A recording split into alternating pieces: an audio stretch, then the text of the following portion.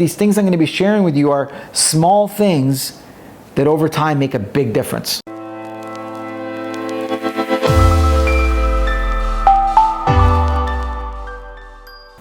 You have no chance in heck of mastering your posture if you don't realize this. You sleep a quarter to a third of your life. So if you want to master your posture, you got to understand what proper posture is all about, and more importantly, how the spine wears down in time. So when you're born, right, when you're inside mom, I should say, and then when you're born, shortly thereafter, your spine is in a C shape. So if I was to give you a side view, you'd be like this, right? The head drops, the tailbone's tucked in, and your spine is in a C position, just like a baby that's inside mom, right? If you notice that it's very difficult for a baby to hold their head up, it's kind of like heavy, too heavy for them, that's actually because as they develop the muscular strength to bring the neck back, they're actually stimulating the brain and stimulating curve development in the neck. And eventually they get this top curve here. Here's the head. They get this curve in the neck. So this C-shaped part here is the part we're born with. Then we develop a curve in the neck. When we start to crawl and stand and walk, we then develop a curve in the lower back. So you get this low back curve and this neck curve that are curved like this in the same direction, and we got this C-shaped middle curve that we're born with. A normal healthy spine. So if you look at how the spine presents on x-ray, when you're looking at a side view, you're going to see just this. You're going to see a curve in the low back, the opposite curve in the mid back, and then what we call the thoracic. And in the neck, we're going to have what we call a cervical curve. Okay, this is a healthy spine from the side, right? The side view, curve in the neck, curve in the low back, and opposite curve in the mid back. Okay, when we look at the spine from the back, the spine should actually be straight, right? So if you look at the spine from the back view, you should have basically symmetry between left and right. The spine should be dead center, down the middle. Okay. The first thing to go wrong in our spines, in what we call phase 1 of decay or degeneration, or wear and tear, or osteoarthritis, or spondylosis, they all mean the same thing. The first thing to go wrong is we start to lose the curves, or there's a change in the curves. So we can have an exaggerated curve like in the mid-back, and the lower back and the neck, we usually lose the curves. So instead of having this curve, we get a reduction of the curve, a straightening, if you will. So the first thing to go wrong in the spine from the side view is loss of curvature. Typically that's usually what happens, or an exaggeration that can happen with a compression fracture and some other things as well, okay? But that's the first thing. Also in phase 1, you see misalignments. You see vertebrae in the spine tilt. So you have one vertebrae going this way, one vertebrae going that way, and you get this kind of misalignments happening. So in phase 1 of degeneration or decay, we either have misalignments from the back view or change in curvature in the side view. And like I said, it's usually reduction of curve and sometimes even reversal of curve. It goes this way. All right? What happens next, because when the spine is curved like this, there's great spacing between the vertebrae, so the discs are healthy. But when the spine starts to straighten, there's a reduction of these spaces. So maybe these two vertebrae start coming closer together, and in phase 2, what we have is something called a disc injury. There's many kinds of discs, but basically the disc injury is either the vertebrae coming together or some sort of change in that disc, whether it's a herniation or a bulge and that kind of thing. What happens in phase 3 is now that there's more load on the spine and pressure on these discs, the body starts to think, okay, I wasn't created to carry all this weight, right? This one vertebral, this one segment, if you will, saying that. I wasn't designed to carry all this weight. So how about me and my neighbor vertebrae fuse together? And so in preparation for fusion in phase 3, we have calcification, the laying down of bone. Sometimes it's the ligament that calcifies, that's holding these two vertebrae together. and sometimes it's the space between them in other areas, side and sometimes growing right from the bone, okay? But the point is that in phase 3 you get calcification. So phase 1, change of curve. Phase 2, disc issues. Phase 3, calcification. Phase 4 is the obvious one, is when there's enough calcium laid down, these two bones become one. Either they fuse together like this, with the disc dehydrating between them, or what happens is there's a bridge of calcium that forms and connects these two vertebrae together, if you will, kind of like so, or like so, all right? Whatever, but there's a fusion of these two vertebrae by this calcium buildup. So these are the stages of degeneration. Only when you understand these do proper postures make sense. Now here's the goal with postural improvement, all right? What we want to do whenever we're lying down, standing, sitting, doing whatever on the computer is we want to make sure that we're preserving these curves. And we also want to make sure that from the side, from the back view, that the spine is straight. So let's go into the 3 areas that are most important, because the postures that are most important are the postures you do most. So if you go see a movie once a quarter, once a year, it's not so important to get that posture right because it's a one-off, right? But the postures you do day in and day out, sleeping, sitting, computer, phone usage, watching TV, that kind of stuff is so critical. So let's start with what to do with your sleep. So the first thing you want to keep in mind is there's one posture you want to try to avoid as much as possible, and that is sleeping on your stomach. Because when you sleep on your stomach, so you'd literally be sleeping like this, what you do is you distort this low back curve. The natural curve in the low back flattens when you sleep on your stomach. So if you're doing that for a percentage of your sleep, percentage of that 6 to 8 hours, then you can see over time, may not cause an issue, sleeping on your stomach one bad night, or even 2, or even a week or a month, but year after year, day in, day out, it accumulates into loss of curvature. So when you do that x-ray, like, my back pain started last week, I got an x-ray done, I have a reduction of the curve, I guess it started last week. No, it's been building up over the years, and only when it affects the nervous system and the nerves does it necessarily translate into symptoms, okay? So that's the first thing you want to eliminate, is stomach sleeping. And just to be funny, like as a joke, I always say if you want to eliminate stomach sleeping, get pregnant real quick, because you can't sleep on your stomach when you're pregnant, especially in your later trimesters, or you grow a big belly. Now, of course, I'm just joking, but what you want to do instead is, if you're finding this is a tough habit to break, you can tape a golf ball to your stomach so it's uncomfortable when you roll onto your stomach, or a tennis ball or something. Or what you can do is you can create a barrier of pillows so it makes it difficult for you to turn one way or the other. And just being conscious of it, just by understanding the importance and how it can wear down your spine, might be enough for you to change your habit. Because as they say, awareness precedes change. So when you're becoming aware of these postures I'm going to share with you today, that might be enough to get you to be able to make the shift. All right? And also remember that these things I'm going to be sharing with you are small things that over time make a big difference.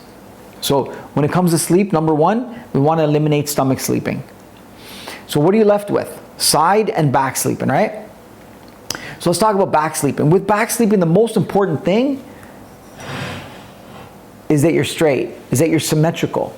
So when you're lying on your back, you basically want to make sure that your head hits, your shoulders hit evenly, your back and buttocks hit evenly, and your legs, let's say the back of your legs and your heels hit evenly. So now you're in a perfectly straight posture, right?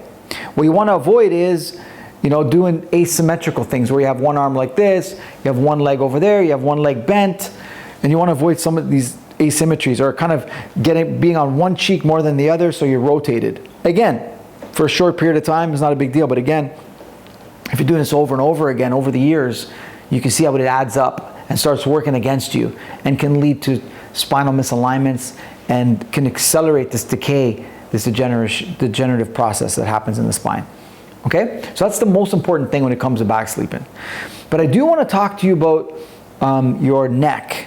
When you're sleeping on your back, technically, you don't need a pillow, because when you're when the back of your head hits the mattress, there's a great curve there in your neck. And you'll find that if you lie on your back, okay, and you put your head down on the mattress with no pillow, you should be able to slide your hand. You will be able to slide your hand under your neck in this area.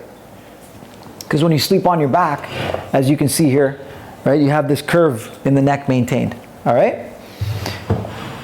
The problem is when you sleep with no pillow is when you turn to your side. Right? If you're sleeping with no pillow and you turn to your side, as you can imagine, your neck is going to droop down, right? Because there's nothing filling this space here. So that's when it becomes problematic. The second reason why it's problematic if you sleep with no pillow is we're assuming that you're only a back sleeper. Right? So if you're sleeping only on your back and you don't turn to your sides, you might say, hey, I only sleep on my back, so I don't have to worry about, you know, having an issue with my neck drooping because I'm not using a pillow. I'm a back sleeper. The issue is that now you're only sleeping on your back, which means you got 6 to 8 hours of immobility. And as the spine wears down in time and this calcium builds up, it's usually due to lack of movement. You can also develop something in the spine called DISH, diffuse idiopathic skeletal hyperostosis, which is basically the ligament calcifying, as I mentioned earlier. And that could possibly, it just makes sense. Again, there's no hard science backing this up, but it just makes sense that if you're immobile a quarter to a third of your life, the probability of calcifying and stiffening and eventually fusing probably goes up. It just makes kind of common sense. If you're going to be sleeping, if we're assuming now that the best posture is not stomach, but a combination of back and side, you want to make sure that you get a pillow that fills the space in your neck area, but also that when you turn to the side will fill the space here between your shoulder and mattress. Okay? The best pillow I recommend is Therapeutica because it does just that. Make sure you get the right size because it takes into account this the length of your shoulder width here. So we're left with side sleeping. So when you sleep on your side, there's several considerations. First is we got to think about the curve. So when you're sleeping on your side, if you have both your legs kind of like you're in a fetal position and your legs are up, your knees are bent and your legs are up and your head is down, so you're kind of back into that fetal position, you're now promoting just one curve and you've eliminated the two curves. You've taken the curve out of the neck and you've taken the curve out of the low back by bringing your legs up. So be careful that you're not doing this just because you're cold. So if that's the case, dress a little better blankets, maybe bring the temperature up just a little bit, all right? So you're not sleeping in that curled, cold position. Now, if you're doing that just because it's habit or because you like to be cozy, I understand, but it's impacting your spine in a way that is promoting degeneration, right? Because it's taking the curves out of the neck and the lower back, the upper and lower part of the spine. So what you can do instead is with the lower back, if you want, just bring the knees slightly up and bent. That's number one. Number two, you could keep the bottom leg straight and bring the top leg bent over. But there again, you want to make sure that you fill the space between your upper leg, the knee, the thigh that's bent, and the pillow. Otherwise, you're going to be rotating the spine and twisting the spine like you're kind of wringing out a towel. Does that make sense? So if your spine's here and your legs are rotated, your top leg is rotated this way, then it's an issue. So what you want to do is fill the space between the bent leg, the top leg, and the mattress. There'll be a picture here showing you. And if you feel like the space is huge because you have some big thighs, for example, you are going to have to use a pretty decent sized pillow or two to fill that space so that the leg is just coming up. It's bent. It's coming up and bent only, but it's not rotating as well. Now, what to do with your neck? It's really important that when you're sleeping on your side that you also are not rotated. So the best way to know is when you're sleeping on your side, just put your elbows together. Because if this hand is forward, you won't be able to put your elbows together. The minute you put your elbows together, you naturally line up. You naturally stack your shoulders. So now there's no spinal rotation. You see oftentimes with youngsters, they have one arm that's behind the other, causing a rotation. And other times you see people with the arm forward and they're rotating the spine in this direction. But either way, whether the arm is back or forward, you're rotating the spine. So what you want to do is make sure your shoulders are stacked, and the best way to figure that out is just put your elbows together. If you can touch your elbows, your shoulders are naturally stacked. The other thing you got to be careful about, this is probably one of the intricacies of sleeping right, and minutia, but important nevertheless, that might be difficult for you to master, and that is the chin, what we call the chin tuck. So when you're sleeping on your side, if you're curled forward like this and the chin is approaching the chest, then you're going to take the curve out of the neck. And so what you want to do here is maybe just kind of put your hand like this when you're sleeping, or make sure that the chin is in line with the pillow here, so that the chin is not going forward.